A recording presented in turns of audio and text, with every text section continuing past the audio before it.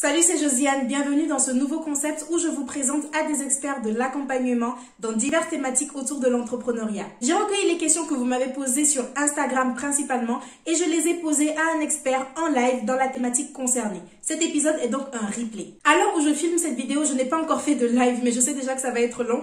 Donc je vous ai mis des chapitres dans la vidéo pour que vous puissiez vous y retrouver en fonction des questions qui vous intéressent. En barre de description, le lien où vous pouvez télécharger gratuitement l'annuaire qui regroupe les contacts de tous les experts ayant participé à ces lives. Comme ça, vous pourrez les contacter librement en cas de besoin. Sur ce, je vous laisse avec la vidéo. Bon visionnage. Salut Carole. Coucou, Josiane. Comment vas-tu? Ça va très bien et toi? Très bien, merci. Merci beaucoup d'avoir accepté de participer. Merci à toi de m'avoir invité. Merci beaucoup Mais à toi. avec plaisir. Est-ce que tout le monde m'entend bien? Est-ce qu'on me voit? Alors moi, je t'entends. Donc, dites-nous dans les commentaires si vous voyez bien Carole, si vous l'entendez bien. Je t'entends un petit peu de loin, mais j'arrive quand même à discerner tes propos, donc ça ne me pose pas de problème. Salut Cindy. Donc, dites-nous dans les commentaires. Dites-nous dans les commentaires si vous entendez bien Carole. Je vais essayer de parler fort. Je suis désolée. Ok, super, on entend bien. Ok, super. Écoute, j'ai déjà fait ma présentation, donc je vais te laisser te présenter toi et également ta marque de cosmétiques. D'accord, ok, pas de problème. Donc bonsoir à tous. Moi, je m'appelle Carole, j'ai 30 ans et je suis donc la fondatrice de Mia Paris. Mia Paris, c'est une marque de soins cosmétiques. Petit signalement de téléphone, je suis désolée. Donc je disais que je m'appelle Carole et je suis la fondatrice de Mia Paris.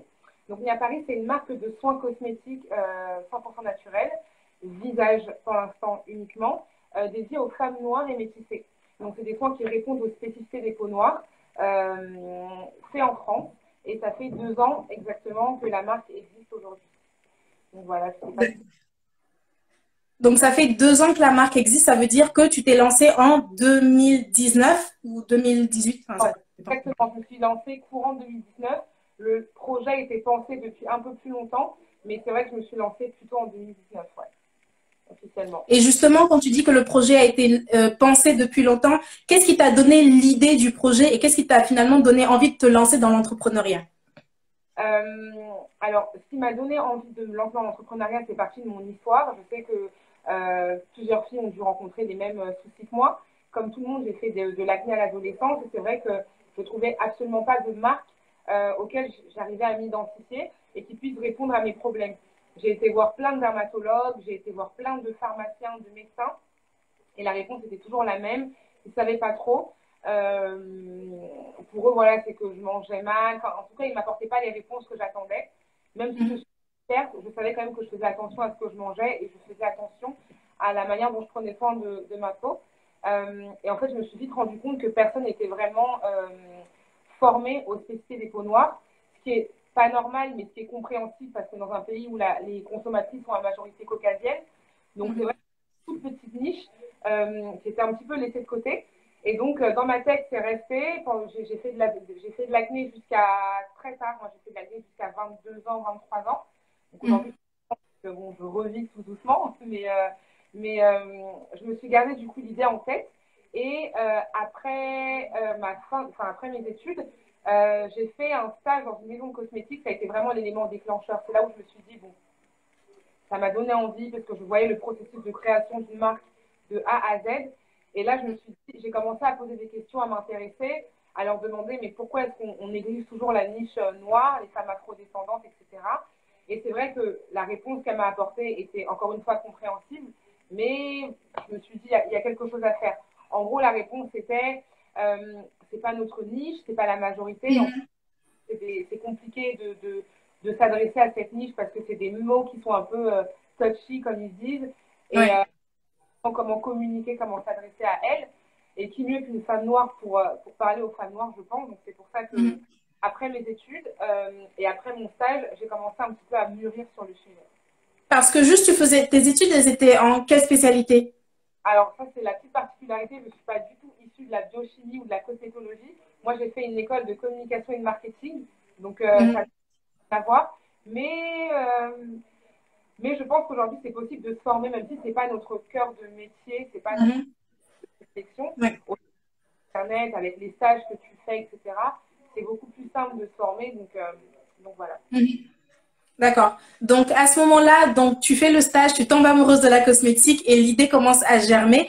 Combien de temps, il s'est passé combien de temps entre le moment où tu as l'idée et le moment où tu commences à travailler dessus et ensuite, il y a combien de temps entre le moment où tu commences à travailler dessus et le moment où tu te lances de façon réelle? Ouais, ah ouais, là c'est. Alors, entre la première question, donc combien de temps se sont passés entre le moment où je commence à penser à l'idée et où Mhm, je commence à travailler de façon claire dessus, il s'est passé 2 ans. J'ai commencé à penser à l'idée en 2017. Euh, mhm, puis bon, bah, il y a un truc à faire. À mhm, l'époque, et encore une fois, il existait déjà des marques pour les peaux noires, on en connaît une. Mais l'expérience client, alors moi, j'ai toujours, moi, je suis parisienne de base et j'ai toujours connu Château Rouge, Château d'Eau, oui. Mhm, et que je n'insulterai jamais parce que je continue d'y aller pour d'autres raisons. Mais je trouvais que l'expérience était biaisée et c'était pas ce que méritait forcément la femme noire. On oui. est dépensé Mhm, énormément. On a besoin aussi d'explications, on a besoin de savoir ce qu'on met sur nos peaux, sur nos cheveux. On a aussi envie d'utiliser des produits qui soient pas nocifs et qui soient bons pour le corps, la planète, etc. Donc j'étais un peu attristée de voir parfois ce qui se faisait, de voir l'expérience et je me disais c'est dommage, nos mamans elles dépensent des centaines d'euros, nous on mhm, grandit, on dépense aussi de l'argent, il serait temps d'avoir un truc un peu quali, même si ça existe déjà, mais avec un peu plus de fraîcheur. Donc entre-temps il se passe 3 ans parce que je me forme pendant le stage, je rencontre du monde, je me décourage, je pense au truc, j'ai pas beaucoup d'argent, il s'est passé vraiment 3 ans parce qu'il fallait mhm. économiser, encore dans les études. C'était ma dernière année, mais bon, j'étais focus. Et ensuite, entre le moment où j'ai commencé à travailler, alors c'était entre le moment où j'ai commencé à travailler dessus et je me suis lancée, c'est ça. Oui, c'est ça. Il s'est passé un an. Ah non, c'est rapide. Ouais, ça allait vite. En fait, pendant 3 ans, je me suis trouvé beaucoup d'excuses. Je me suis Ouais. excuses du genre, mais oui, mais moi, tu vois, je viens pas d'une famille d'une classe et on n'a pas beaucoup, on vient pas d'une famille riche, tout simplement. Oui. Trouver des excuses alors qu'en vrai, aujourd'hui, pour moi, pour se lancer, il n'y a pas besoin d'avoir 15 000 € pour commencer. Mhm, D'un petit peu de bon sens, il faut quand même investir de l'argent, c'est sûr. mhm, Quand ton plan, tu peux le faire. Il s'est passé un an parce que j'avais terminé mes études, j'avais signé mon premier contrat en CDI. C'était dans une start-up. mhm, Quand start-up, on n'était pas beaucoup. mhm. Euh, C'était une nana qui avait la même hargne que moi, qui avait son petit rêve. J'ai vu la boîte grossir, j'ai vu Ouais. l'engouement prendre et je me suis juste, Mhm. elle avait à l'époque et je me suis dit, bon bah attends, si elle l'a fait, Pourquoi pas toi? exactement. Et c'est pour ça que je vais aller en un an, j'ai Ouais. fait un truc Et assez. justement, tout à l'heure, tu disais, j'avais pas forcément beaucoup d'argent, je me posais beaucoup de questions. Comment tu as fait niveau financement? Parce que c'est vrai que se lancer en cosmétique, ça peut constituer un petit budget, surtout si on est sur un territoire français avec toutes les règles qu'on connaît. Donc, comment est-ce que toi, tu as procédé? Est-ce que tu as fait appel à des financements ou tu es resté sur tes fonds propres? Alors, je suis dans un premier temps restée sur mes fonds propres. Moi, pour commencer, pour être très transparente, j'avais 5 000 € de côté.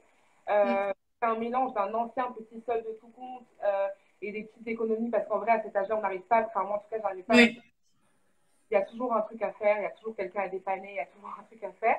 Donc, j'ai Mhm, commencé à euros que j'ai difficilement réussi à mettre de côté. Et mhm, ça a commencé à démarrer. En fait, les 5 000 €, j'ai très mal calculé parce qu'ils m'ont servi uniquement à financer la production. Et je mhm, qui avait aussi l'expérience client, le site, etc. Et quand la production est financée, que je me rends compte que j'ai plus 1 € et que je ne vais pas attendre que mon salaire tombe tous les mois pour mhm, s'occuper du projet, j'ai pensé mhm, au financement participatif. Donc j'ai fait une campagne de crowdfunding sur la plateforme Ulule. Pour ceux qui connaissent mhm, la plateforme en fait qui permet à des personnes lambda comme vous et moi de proposer son projet par le biais d'une vidéo accompagnée de slides où tu expliques exactement ce que tu veux faire, où est-ce que tu veux aller, à quoi va te servir exactement l'argent. Et les gens, s'ils aiment ton projet, bah, ils participent à hauteur de 6 heures. Donc ça va de 5 € à je ne sais pas combien. Et moi, je suis passée par cette étape-là dans, une, dans une autre étape de financement, on va dire. Hmm, d'accord, ok. Et tu dirais que de ton parcours, finalement, quels sont les obstacles qui ont été vraiment majeurs? C'est-à-dire, et déjà, est-ce que à un moment tu as peur, où tu n'étais pas encore très sûr, où tu te posais beaucoup de questions, mais au moment où tu te dis, ok, c'est bon, je vais le lancer, est-ce que il y a des moments où tu voulais abandonner et quels sont les obstacles majeurs que tu as rencontrés sur ton chemin? J'en rencontre toujours, hein, pour être très honnête. Alors, je ne sais pas si tu me vois toujours, mais en tout cas, moi, je te vois, je t'entends, mais l'image est arrêtée. Donc, je ne sais pas si c'est Ah, ma... ben moi aussi, l'image est arrêtée de mon côté. Je ne sais pas. Ah, c'est bon, ça a repris. Est-ce que pour toi, c'est bon? Oui, pour moi, c'est bon aussi. Ok. Pardon, je ne me rappelle plus de la question. Du coup, tu me disais, C'était, est-ce que pendant ton parcours, tu as eu envie d'abandonner et quels sont les obstacles majeurs que tu as rencontrés sur ton chemin? ah oui, oui, j'ai toujours eu envie d'abandonner parce que j'ai eu un grand problème quand je démarre, mais je pense que c'est le problème de beaucoup de personnes, c'est que j'ai tendance à beaucoup me comparer. Moi, quand je suis arrivée sur la campagne de crowdfunding, Mhm. la qui ressortait, que tout le monde adorait, c'était Respire. Elle sortait d'une campagne qui était incroyable. Mhm. Elle avait fait ça avec un claquement de doigts. Donc moi, dans ma tête, je me dis, bon, bah, ça a l'air simple. Donc, Ouais. je me dis, je vais me lancer dans la campagne. Et en fait, c'était pas si simple que ça. On a réussi notre campagne à 100% et j'en suis contente, mais c'est du sport parce que c'est à toi d'animer la campagne, c'est à toi de solliciter les gens, c'est à toi de demander. Mhm. Et c'est quelque chose qui n'est pas dans ma nature de demander de Mhm. l'argent. Oui. Donc à ce moment-là, j'ai eu envie d'abandonner. Je ne me sentais pas légitime parce que, comme je t'ai dit, je ne viens pas du tout du milieu de la cosmétique. J'ai pas fait d'études de biochimie ou quoi, donc j'avais peur de ne pas être légitime. J'avais peur qu'à un moment donné, si la question arrive, les gens me disent ouais, mais tu te prends pour qui? Enfin, il y a Tu des sors d'où? donc ça, j'ai très peur. Et en fait, moi, quand j'ai commencé, on voit beaucoup de personnes, d'entrepreneurs, pardon, qui se lancent, mais qui arrivent avec une communauté déjà consolidée Oui. parce qu'elles sont blogueuses, etc. Moi, j'arrive avec zéro. J'ai Zéro. personne à part mes deux sœurs qui me soutiennent et mes copines, mais c'est la famille, quoi, entre guillemets, donc ça compte pas. Et je me dis, enfin, le plus dur, c'est de faire connaître ta marque, c'est de Mhm. rester, et c'est de faire en sorte que les gens adhèrent à ton idée. Et quand c'est personne, pour moi, c'est le plus dur. Et donc, Mhm. encore aujourd'hui, il y a des fois où je me dis, c'est quoi, je vais retrouver un taf, je vais avoir mon salaire qui va tomber tous les mois.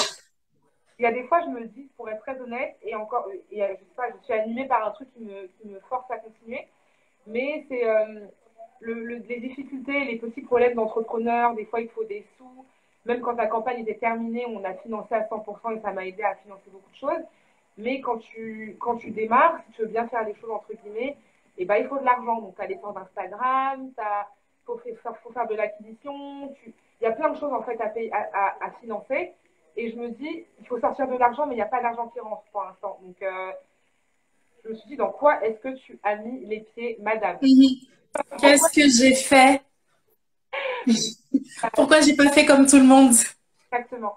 J'imagine que tu as dû passer par les mêmes étapes, mais ouais, c'est à tous ces étapes, j'ai eu Je envie d'avancer. comprends. Je partage totalement tes propos et surtout, je partage aussi ce que tu as dit par rapport à la comparaison, surtout sur les campagnes de crowdfunding parce que, et ça, je pense quand même que c'est généraliste dans l'entrepreneuriat. On nous vend beaucoup ou alors les gens qui ont réussi de façon extraordinaire sont plus exposés et c'est normal aussi parce que leur réussite est plus impressionnante, entre guillemets. Donc, on entend beaucoup parler de, du coup, on se dit, bah, c'est la majorité. Et moi, si j'arrive pas à faire comme ça, c'est qu'il y a quelque chose qui cloche chez moi et je suis pas normale. Alors qu'en fait, bah, pas du tout. Mais pareil, sur les plateformes Ulule, on a tendance à se dire, ah, mais si je fais pas 1000%, si il y a des gens, ils demandent au départ, je sais pas, 100 préventes ou quelque chose comme ça, ils terminent avec 2000. Et tu te dis, si moi aussi je suis pas dans ce cas-là, c'est qu'il y a un problème avec moi. Salut Asita, bienvenue sur le live, bienvenue à tous sur le live.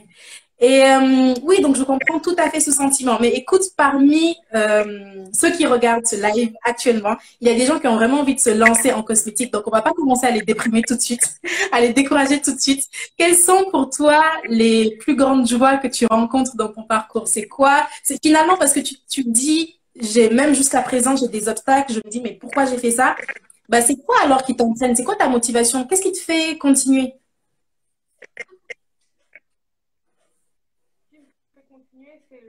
fait un peu bateau de dire ça, mais c'est le regard que chaque femme noire pose sur moi quand j'explique le projet. Quand j'explique que pour moi, la femme noire est une femme, surtout en Europe, qui souffre beaucoup du regard des autres, qui souffre beaucoup de jugement, qui est toujours un peu négligée, qui est très mal jugée, qui est incomprise finalement. Et je ne dis pas que j'ai révolutionné les choses et c'est pas du tout ce que j'ai envie de faire, mais je vois le regard qu'elles ont quand j'explique que j'aimerais faire une marque qui s'adresse à elles, qui les met elles à l'honneur et qui fasse ressortir la beauté qu'elles ont toujours eue. Et quand je vois d'autres femmes qui ne sont pas forcément afrodescendantes, qui sont admiratives de la beauté de ces femmes, c'est d'autant plus encourageant.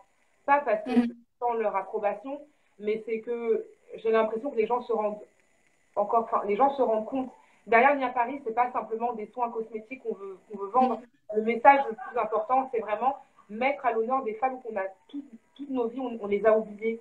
Je pense à mes mamans, je pense à mes tantes, je pense à mes sœurs qui à chaque fois qu'elles sortent ou vont dans une pharmacie, dans une boutique, chez Sephora, j'en sais rien, poser une question, on va leur proposer un fond de teint gris ou un truc qui n'est pas adapté. Je pense à toutes ces femmes-là et je me dis, voilà, à un moment donné, il est temps de changer des choses. C'est bien de se plaindre, mais c'est bien d'apporter des solutions. Tu ne peux pas demander aux autres qui ne connaissent pas comment ta peau réagit de trouver des solutions pour toi. C'est à nous de nous bouger. Et c'est cette chose qui m'anime. Après, les plus grandes joies, ça rejoint un petit peu ce que tu disais. La plus grande joie, c'est de voir là où j'ai réussi à amener Nia Paris en étant personne aujourd'hui. C'est de voir ces fidèles clientes qui reviennent, qui me disent qu'elles adorent les produits. C'est de voir les collaborations que j'arrive à faire avec des marques auxquelles j'aurais jamais pensé, qui viennent aujourd'hui toquer à ma porte.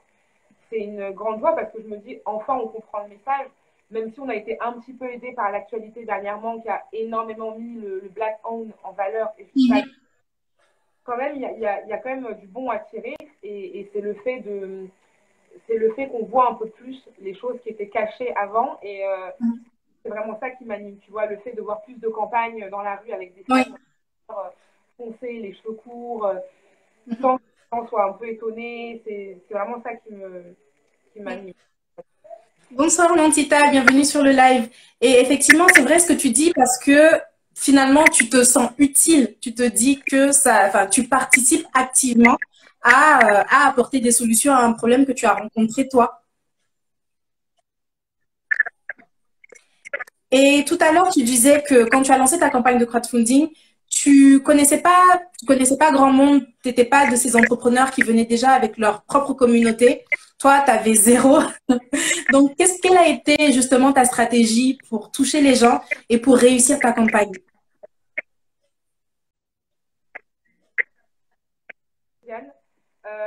Quand j'ai commencé, quand je me suis intéressée à la campagne de crowdfunding et que je me suis mise sur Ulule, en tête, comme je te dis, j'ai vu le parcours de Justine. Je me suis dit, si elle l'a réussi, c'est des déos. Moi, c'est un truc pas inédit, mais bon, il manque de produits quand même pour les femmes noires en termes de skincare. Les gens vont adhérer comme ça. Donc, je me suis dit, tu fais une vidéo. C'est pas vraiment de stratégie derrière. Je me suis dit, tu fais une vidéo sympa, tu proposes ton projet et tu essayes d'être le plus naturel possible. Moi, j'ai toujours été transparente, que ce soit dans ma communication, dans ma manière d'être. Et je me suis dit, ça va fonctionner. La chose que je ne savais pas, c'est qu'on t'explique le système des 3 cercles. C'est-à-dire que tu vas sur une campagne de crowdfunding, tu proposes ton projet sur la campagne du LUL. Il faut d'abord que ce soit ton premier cercle, tes amis, ta famille qui participent pour attirer les autres. Quand tu passes devant une boutique, si tu vois qu'elle est tout le temps vide, tu n'as pas envie de rentrer. Mais si tu vois que de temps en temps, il y a du monde qui rentre, tu es curieuse, donc tu vas voir. Et donc, j'avais négligé cet aspect-là. Et comme je t'ai dit, demander de l'argent, entre guillemets, c'est compliqué pour plein de gens et pour moi aussi. Du coup, c'était un peu... j'avais pas vraiment de stratégie et j'ai été très surprise. Moi, je me suis disputée à plusieurs reprises avec nos interlocuteurs de chez Ulule, parce que je ne comprenais pas. Je leur disais, mais vous mettez telle marque en avant, pourquoi vous ne mettez pas tout le monde? Et c'est là qu'elle m'a dit, bah oui, mais t'es mignonne, cocotte, c'est pas comme ça. Enfin, il faut que...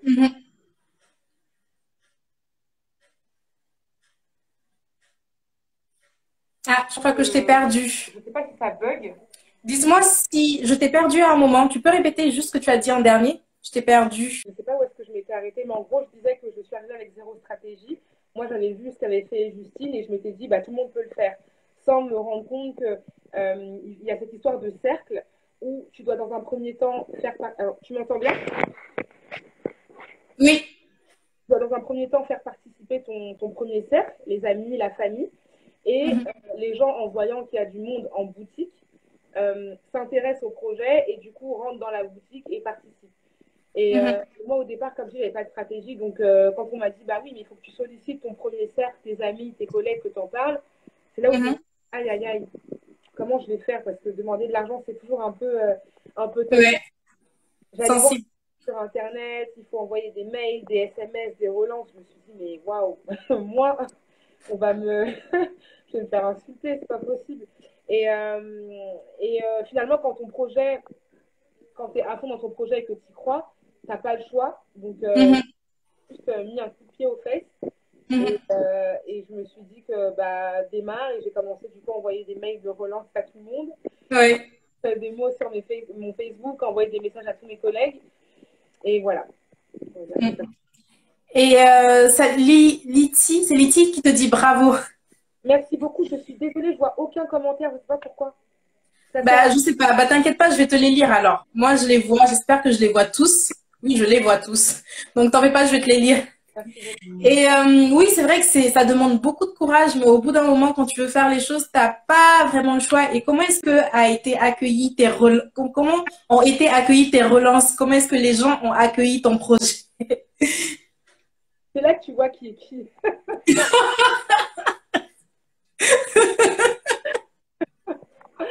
Non, alors globalement, très honnêtement, globalement, ça a été très bien accueilli. J'ai de la chance d'être bien entourée, d'avoir des collègues, des amis bienveillants. Ouais. Une personne qui ont fait silence radio. Je vois que, vu, je me suis dit, bon,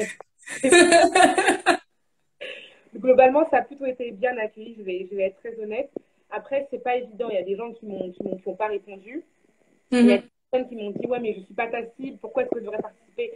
Je peux comprendre que c'est des questions qui peuvent arriver. Mais globalement, pour être très honnête, ça a été bien accueilli. Bon, il y a des gens qui ont disparu en cours de route, mais c'est pas, c'était pas beaucoup, donc ça va. Ouais. Et c'est vrai, moi, pareil, quand j'ai fait ma campagne de crowdfunding, c'était bizarre. Je sais pas si tu as ressenti ça ou si ça t'est arrivé, mais les gens qui n'étaient pas forcément proches de moi ont, je vais pas dire ont le mieux participé parce que j'ai quand même moi aussi la chance d'être bien entourée, mais il y en a des gens improbables en fait où je me disais bon, on va me laisser en vue, mais qui ont été là, mais de A jusqu'à Z. Mais vraiment tellement d'accord avec toi, c'est-à-dire que moi, les personnes auxquelles je m'attendais, Mhm. enfin les personnes auxquelles je m'attendais pas, pardon, mais j'étais choquée. J'étais choquée des gens à qui je disais des collègues, donc Oui. genre, des collègues à qui je disais bonjour de loin, on s'est jamais adressé un mot, ne sont même pas venus me voir pour me dire ah j'adore, j'aime bien ta campagne, j'ai participé. Mhm. Vous voyez juste, tel a participé, mon temps, je me disais mais oh. C'est une transaction, c'est. Donc, hyper étonnée, mais ouais, je suis totalement d'accord avec toi. Des gens auxquels tu t'attends pas, des gens qui sont pas forcément proches de toi. Et c'est là que tu te dis que, bon, quand même, les gens, enfin, l'être humain n'est pas totalement dégueulasse comme on aimerait. Oui. Je le dis souvent quand même. Moi, à partir de là, je me suis dit, je suis gentille avec tout le monde, sans exception, au cas où, tu vois. On sait jamais, il pourrait avoir une deuxième campagne de crowdfunding quelque part. Je suis gentille avec tout le monde. Alors, moi, pareil, j'ai une très mauvaise habitude. Je réponds très tardivement aux messages. Là, tu peux être sûr. Hein. Salut, Carole. Salut.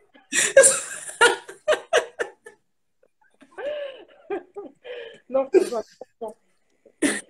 Alors, salut, Semi. Asita nous dit, je suis dans la création de ma marque, comme vous le savez. En termes de quantité, quels ont été vos volumes de lancement? Tu veux répondre en premier, peut-être Moi, j'avais un volume de 1000 produits par référence. Ah ouais, c'est énorme. Moi, j'avoue que j'ai commencé avec 500 produits, avec trois références, donc Mhm. 500 produits par référence. Ce qui est énorme, si je peux donner un conseil, euh, moi personnellement, je trouve que c'était beaucoup. Parce qu'on a l'impression que c'est rien. C'est vrai qu'il n'y a pas beaucoup de personnes qui acceptent de faire des petites quantités. Si vous pouvez négocier un maximum, il faut le faire parce que 500, c'est beaucoup. On ne s'en rend pas compte, mais 500 personnes uniques qui achètent un produit à un Mhm. c'est compliqué de faire. Mhm. de Moi, faire. je me suis lancée avec ça. En fait, je me suis lancée avec ça en commande, mais mon parcours a été un petit peu accidenté. Donc, je n'ai pas fait ma chance, entre guillemets. Bon, c'est que ça a été, ma production a été scindée en deux. Donc, au final, j'ai démarré avec ce volume-là, mais ça a été finalement fait en deux fois parce que, bref, histoire trop longue. Si vous avez vu ma vidéo YouTube sur mon parcours, vous comprendrez mieux parce que je raconte tout ça là-bas. Mais oui, voilà. Mais j'ai commencé avec une commande d'un volume de 1000 produits par référence, sachant que j'ai deux références. Ah ouais, putain, c'est vrai que c'est beaucoup. En plus, je ne sais pas si tu as rencontré ce problème-là, mais il y avait le problème de l'étiquetage, du flaconnage, où on t'exige aussi d'avoir un certain minima de commandes. Et pour les flacons, ça peut aller vite, ça peut aller jusqu'à 5000 références, jusqu'à 10 000 références. D'ailleurs, c'est quelque chose qui peut intéresser les gens. Toi, comment est-ce que tu as fait en termes d'emballage? Est-ce que tu as eu des difficultés à trouver des emballages pour tes produits cosmétiques? Ou est-ce que ça a été facile? Je sais pas. Alors, sur ce point-là, j'ai eu énormément de chance parce que c'est vrai que quand je me confronte au parcours des autres, je sais que c'est le parcours du combattant. J'ai eu beaucoup de chance parce que le laboratoire où j'ai fait formuler mes produits, c'est le laboratoire de mon ancienne directrice de stage. Quand je te disais, Ah, et donc, la femme a un carnet d'adresse incroyable, ce qui fait que mm, ça a beaucoup facilité pour tout ce qui est trouver des packaging, etc. J'ai eu beaucoup de chance. Mais effectivement, pour la lotion que j'ai lancée après, on a fait des changements de packaging là dernièrement. C'est, je pense que il faut trouver le bon laboratoire, le bon prestataire, enfin, le bon fournisseur oui. Mm. qui aura de bien corréler avec le labo. C'est vrai que c'est compliqué. Pour moi, le plus important, c'est de trouver euh, un terrain d'entente entre le laboratoire, les fournisseurs de packaging, si ce n'est pas le laboratoire qui te fournit, parce que des fois, on a des laboratoires qui peuvent te fournir un contact ou flaconner dans des trucs un peu standards. C'est pour l'étiquetage pareil. Moi, j'ai pas eu beaucoup de problèmes à ce niveau-là, j'ai eu beaucoup de chance. Mais si je peux donner un conseil, c'est d'essayer de partir avec le moins de quantité. Vraiment, je ne sais pas avec combien de clients vous démarrez. Mm. Tu as une base de données qui est déjà énorme. Pour moi, même 500, c'est beaucoup. Très honnêtement, si tu commences avec 3 références, 500 produits, c'est quand même 1500 produits. Trouver Mm. 1500 personnes qui vont venir acheter, adhérer à ton idée en un mois, notamment sur la campagne Mhm. de branding, c'est C'est quasi énorme. possible. Enfin, très honnêtement, il faut s'accrocher en tout cas. Et après, si tu démarres, et encore une fois que tu arrives avec zéro communauté, que tu n'es pas une ancienne blogueuse et que tu n'as pas beaucoup, et même les blogueuses, quand elles ont 100 000 personnes qui les suivent, quand elles lancent un produit, il y a moins de 1000 personnes qui achètent. Donc, toi qui arrives avec zéro, tes produits, il faut les vendre. Donc, c'est commencer avec pas beaucoup de quantité, expliquer au mieux le projet aux prestataires et aux fournisseurs qui généralement comprennent quand on est une petite entreprise et qui acceptent de vous accompagner. Mhm. Mais je ne sais pas si c'est un bon tips, mais oui, commencer avec des petites quantités et essayer d'être très transparente avec le labo. Il y a Harmonie qui nous demande, est-ce que le marché de la cosmétique skincare afro est saturé en France? Je vois beaucoup de marques pardon, émerger. Et elle dit bravo pour votre parcours à toutes les deux. Merci Harmonie. Merci beaucoup Harmonie. Pour moi, il n'est pas saturé. Pour moi, il y a de la place pour tout le monde. Le nombre de marques de soins cosmétiques qui naissent tous les jours, même pour les peaux caucasiennes, on le voit, hein, c'est incroyable. Pour moi, il y a de la place à se faire. Pour le marché ethnique, pareil, pour moi, il n'est pas du tout saturé. Chacun sa manière de faire. Moi, quand je suis arrivée, il existait déjà des acteurs bien installés sur le marché et qui avaient déjà des clients, qui sont connus depuis des années, qui ont une expertise qui est bien assise. Moi, j'arrive, je suis plus jeune, j'arrive avec ma com un peu. Ma marque est très digital native finalement, qui est née quasiment sur Instagram. Donc, pour moi, il y a de la place à se faire. Le marché ethnique, il est à développer, en tout cas sur le côté skincare. Je sais que pour les cheveux, ça fait un moment que des marques existent. Il y a encore des choses à faire pour moi.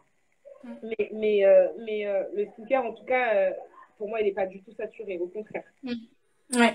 Je trouve aussi que sur le skincare, il y a peut-être, enfin, que sur le marché afro, comme tu l'as dit, il y a, enfin, capillaire afro, il y a beaucoup de choses qui se font. En plus, j'ai l'impression que ça va plus vite. Je sais pas si c'est juste une impression, mais j'ai l'impression que ça va vraiment très vite parce que peut-être il y a les grandes marques qui s'y mettent aussi franchement. Donc, elles nous forcent à aller vite, elles nous forcent à de suivre certaines solutions, même si ça, c'est finalement un cercle parce qu'ils voient les solutions dans les communautés noires parfois et eux, ils développent une certaine solution et les marques émergentes doivent suivre derrière. Donc, je pense que c'est peut-être aussi l'installation des multinationales qui fait que on doit vraiment se débattre. Mais niveau skincare, je trouve que là, ça va plus lentement et il y a vraiment beaucoup de choses à faire.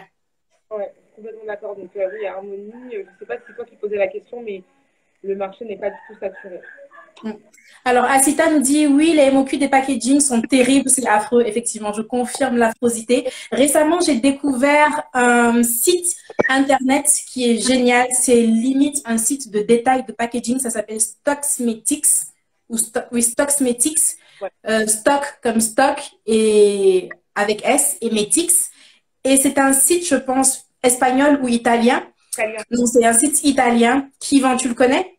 Oui, oui, oui, je connais très bien. Qui vend des flacons avec des minimums de quantité de Ouais. 100 flacons. Ils peuvent personnaliser le produit, ils peuvent vous envoyer des échantillons. C'est limite un site e-commerce, un site de shopping des flacons. Et ça, je trouve ça juste incroyable. Exactement. Il y a plein de sites. Moi, si je peux en partager un aussi. Stockmétis, je connais. Je trouve que c'est un tout petit peu cher. Quand j'ai fait mon sourcing des packaging, je trouve que c'est un petit peu cher. Il y a allpackaging.com, je crois. Donc, tout collé all en anglais, packaging, peut-être.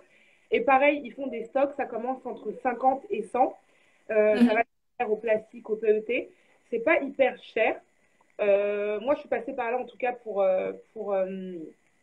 la lotion qui était en verre. Euh, la lotion qui était en verre poli. C'est pas hyper cher, je me rappelle plus, mais je crois que c'était je crois que ça me revenait à 40 centimes le packaging, ce qui est pas hyper cher en France, quand tu achètes en Europe en tout cas. Donc, all packaging, je conseille. Sinon, Stock Métis, c'est vraiment pas mal, mais je trouve que c'est un tout petit peu plus cher. J'ai mis les deux sites, en tout cas, en commentaire. Donc, vous pourrez aller regarder, comparer vos tarifs, etc. Et je pense avoir, oui, voilà. Harmonie nous dit sur quelle base vous avez choisi vos laboratoires. Je pose beaucoup de questions car je souhaite également me lancer. Pas de souci, hein, tu peux poser toutes les questions que tu veux. Donc, Euh, sur, oui. euh, sur quelle base? Pardon, je me rappelle pas la question. J'ai une très mauvaise mémoire.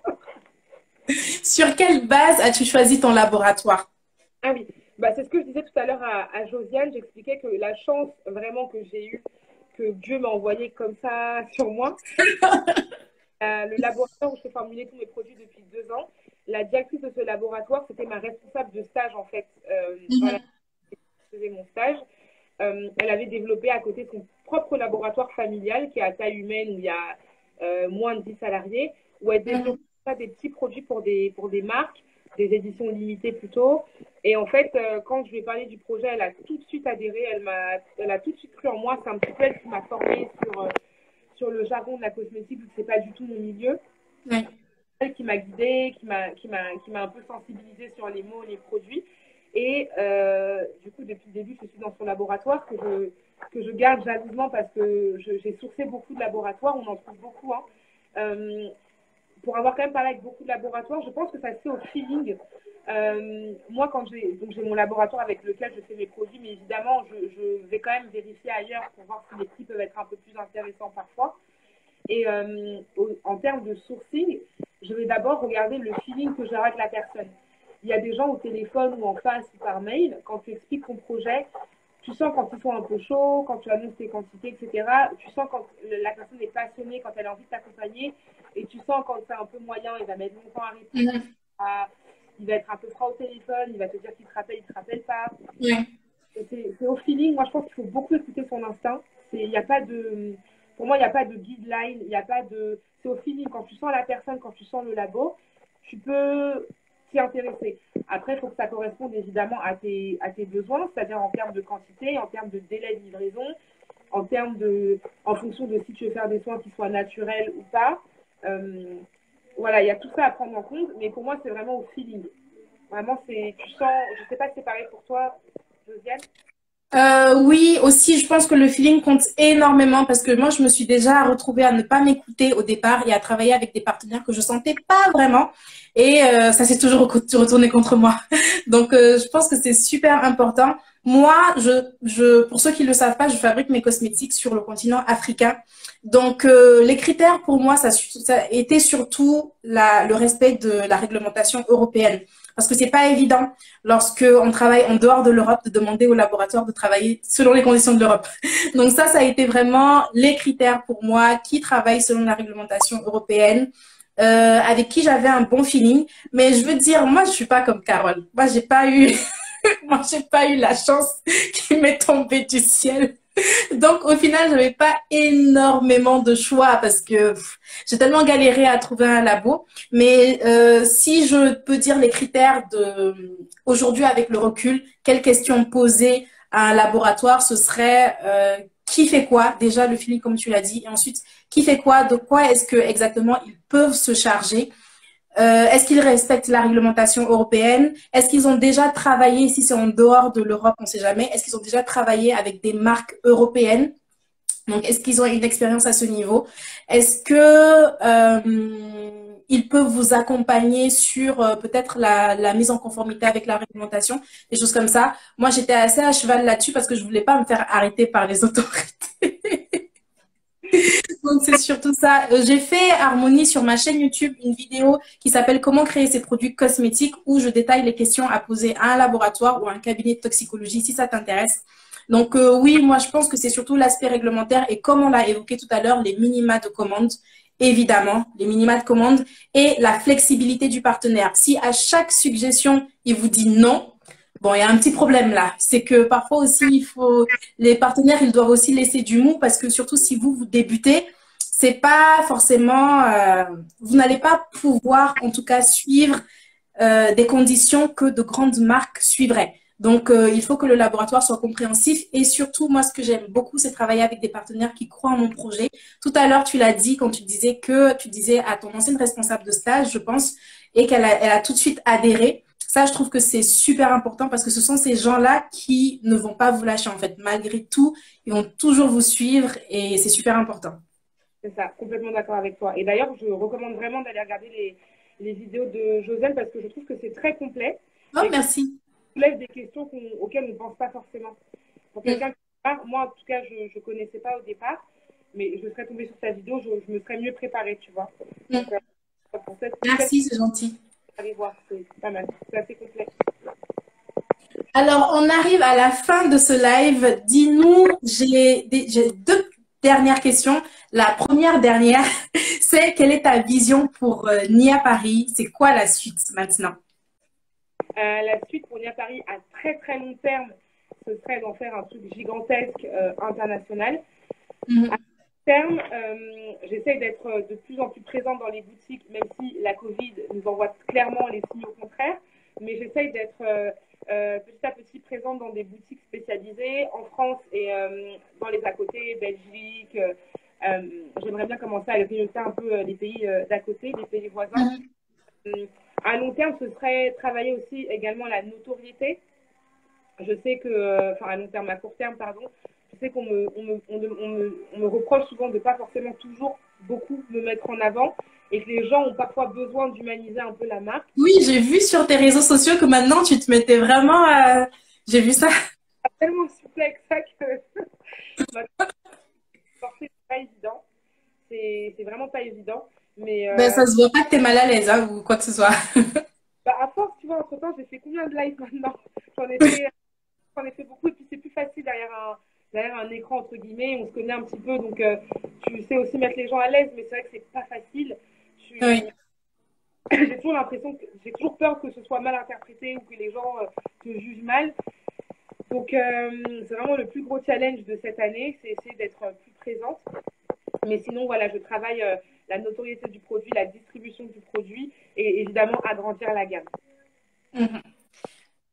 Black Sunday nous demande, bravo Carole, comment tu as fait pour faire connaître ta marque et donner confiance à tes futurs clients vu que personne ne te connaissait?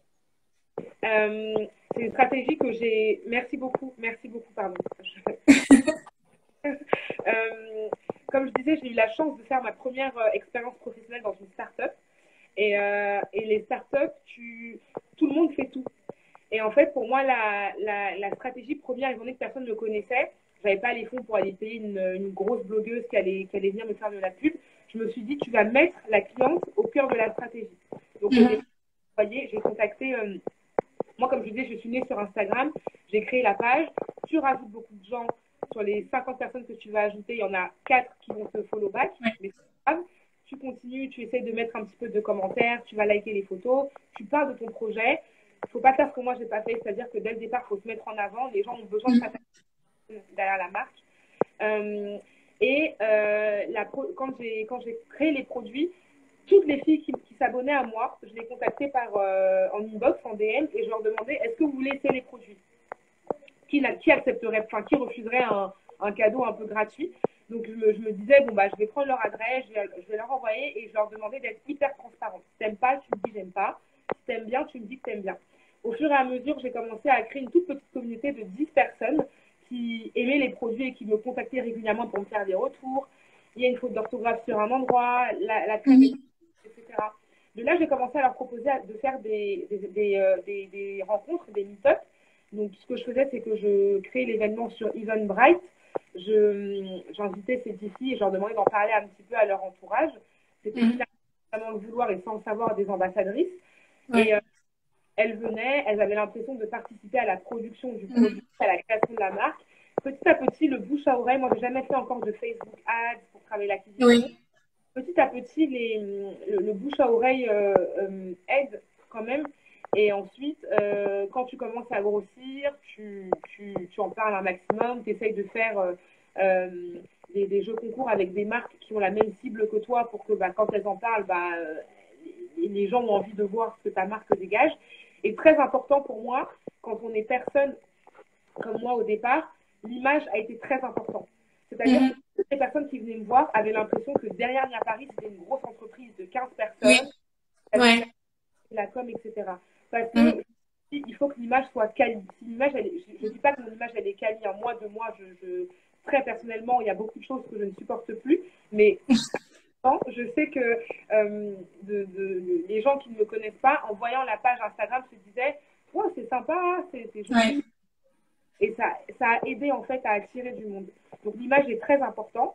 Et surtout, il ne faut pas hésiter à aller vers les autres, à proposer, à donner des soins gratuitement. Au début, tu es obligé pour que les gens essayent. Et c'est comme ça que ça marche. Enfin, en tout cas, c'est comme ça que j'ai débuté. Je ne sais pas si c'est pareil pour toi, Josiane. Oui, c'est pareil. Je suis d'accord sur l'image qui est extrêmement importante. Et je pense que ça fait également partie de l'expérience client que tu veux offrir, que je veux offrir également, dont on parlait tout à l'heure. Donc, c'est vrai qu'avoir des images qui sont qualitatives, pour moi, aujourd'hui, sur Instagram, des images qui ne sont pas de qualité n'ont plus leur place, tout simplement parce que le niveau est trop haut, finalement. Il y a des photographes professionnels sur Instagram, il y a des marques professionnelles sur Instagram. Donc, si on veut avoir une chance d'être juste remarqué, c'est vrai qu'il faut il faut avoir le niveau. C'est pas forcément évident parce qu'on n'a pas une tonne de moyens au départ, mais il y a toujours, je pense qu'il y a toujours moyen de faire avec ce qu'on a. Je crois que aujourd'hui, c'est vraiment possible, surtout pour Instagram, avec tous les outils. Exactement. Avec les réseaux sociaux, ça n'a plus de barrières. Tu peux aller chercher les gens sans qu'ils te connaissent. C'est difficile. Il faut sortir de sport, mais c'est possible. On n'est plus à l'ère du temps où il fallait commencer une entreprise avec 15-20 000 euros. Oui. Je trouve que c'est beaucoup. Si tu trouves des partenaires solides, tu fais bien tes calculs. Pour moi, il y a possibilité de démarrer quelque chose de très qualitatif avec très peu. Alors, merci Chachou pour ton commentaire. Harmonie nous dit, vous sentez que la cible afro-française consomme des produits de marque ou est-ce que c'est les DIY et tutos YouTube qui sont privilégiés par la cible? Donc, est-ce que tu penses que les afro-françaises consomment des produits de marque émergentes? Je pense que c'est la question. Ou black-owned consomment des produits des produits de marque, voilà. Ou c'est surtout les tutos qu'ils consomment? Ça dépend. Honnêtement, ça dépend. Comme pour les caucasiennes, il y a de tout. Tu vas avoir des caucasiennes qui sont pro-Amazon, Aromazone, pardon. et qui vont faire beaucoup de DIY. Tu as des femmes qui sont beaucoup plus, qui n'ont pas le temps et qui veulent. Il y a de tout. Pour moi, il y a de tout. La cible afro-descendante, pour moi, le plus compliqué, c'était de faire en sorte qu'elles aient confiance au produit, parce que c'est un travail de longue haleine de dire, bon, bah, n'ayez pas peur, je vous ressemble, je suis comme vous, je connais les problématiques, faites-moi confiance. La femme noire a plutôt tendance à comment dire, à utiliser ce qui marche, tu vois. C'est-à-dire que c'est pour ça que tu as des Rihanna qui cartonnent, parce que c'est Rihanna, tu vois. Les gens se disent, bon, bah, si elle l'a utilisé, elle est noire comme moi, c'est que forcément. En France, c'est plus compliqué parce que, encore une fois, on est personne. Mais pour moi, il y a de tout. Il y a de tout. Moi, j'ai autant de clientes qui font un peu de DIY et qui veulent consommer que des clientes qui n'ont pas du tout le temps, qui veulent des produits finis. Il y a de tout. À toi d'apprendre à connaître de définir ton personnage, à connaître ta cible et après de communiquer en fonction. Mais il y a de tout. Après, les femmes noires ne sont pas compliquées. Hein. Les femmes noires ont juste besoin qu'on respecte leur peau, qu'on leur explique ce qu'elles mettent sur leur peau et qu'on leur vende à un prix qui est convenable. On est comme tout le monde, c'est-à-dire qu'on veut acheter des bons produits pour pas trop cher. Mais ça, c'est le monde entier qui est comme ça. Donc, je pense que à partir de ce moment-là, à toi de jauger en fonction pour catcher ta cible, mais c'est tout à fait possible. Pour moi, il y a de tout en tout cas. Tu as une testeuse dans les commentaires, Ashley, qui dit qu'elle a testé avec la box de Yanissa. Ah, bah, j'espère que ça t'a plu. J'espère que ça t'a plu. Merci, mademoiselle Nyanga, pour ton commentaire. Oui, dis-nous si ça t'a plu. Fais-nous les retours un peu. Fais un peu la promo aussi. Alors, c'est Jenny, oui, je lis bien, qui demande quels ont été vos premiers canaux de distribution?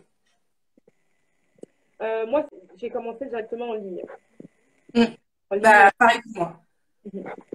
Et si je pouvais... et ensuite, j'ai commencé à envisager les salons de coiffure, enfin les distributeurs. Et je pense qu'il faut vraiment bien travailler sa stratégie au départ pour se retrouver avec quand même une marque qui est rentable. Parce que passer par des intermédiaires, ça signifie laisser vos marges. Donc, moi, j'irais faire attention à ça. Je ne sais pas ce que tu en penses. Complètement d'accord avec toi. C'est quelque chose qu'il faut prendre en compte. Et c'est vrai que beaucoup de personnes, quand ils démarrent dans la création d'entreprise, on ne pense pas du tout à l'aspect de distribution. Je ne sais pas pourquoi. Ça, je n'ai pas du tout songé au départ. Mais ouais, j'ai commencé en ligne. Je pense que c'est le plus facile, c'est ce qui coûte le moins cher. Et après, voir si on peut augmenter, enfin, changer de canal. Mais en ligne, en tout cas, c'est pas mal. Tout le monde achète de la beauté. Ok. Merci à tous pour vos questions. Alors, dans quelques minutes, on va devoir clôturer le live parce que de toute façon, Instagram va nous couper. Donc, Carole, un mot de la fin. Est-ce que ça pourrait être des conseils que tu donnerais aux gens? Ça pourrait être, enfin, je sais pas, n'importe quoi. Le mot de la fin, ne lâchez rien. Encore une fois, il ne faut pas se comparer. Il n'y a pas de règles. Chacun sa chance. Si quelqu'un fait quelque chose et que vous essayez la même chose, ça ne marche pas, c'est pas que vous êtes bête ou nul. Faites-vous confiance. Écoutez son instinct. Vous savez beaucoup plus de choses que vous ne le pensez. Et n'ayez pas peur. Il ne faut pas avoir peur. Il n'y a personne qui le fera à votre place. Donc, si vraiment c'est un projet qui vous tient à cœur, n'ayez pas peur d'aller vers les gens. Lancez-vous. Il faut se lancer. Il ne faut pas se poser trop de questions. Moi, c'est vraiment ce que je peux donner. Merci beaucoup, Carole, d'avoir participé. Merci beaucoup. Merci à vous tous pour vos questions. Merci pour la participation. J'espère que ça vous a plu. Le live sera enregistré. Oui, il sera enregistré. Oui. Pour les retardataires, elle me demande s'il sera enregistré. Oui, vous inquiétez pas, je vais le reposter tout de suite sur la page et il sera également reposté en replay à partir de demain sur ma chaîne YouTube. Donc, le lien est en bio dans tous les cas et donc vous en faites pas même si vous êtes venus en retard. Merci beaucoup à tous. Merci à tous. Avec plaisir. Passez une bonne soirée. Une bonne soirée. Gros bisous tout le monde. Ciao. Bisous, ciao.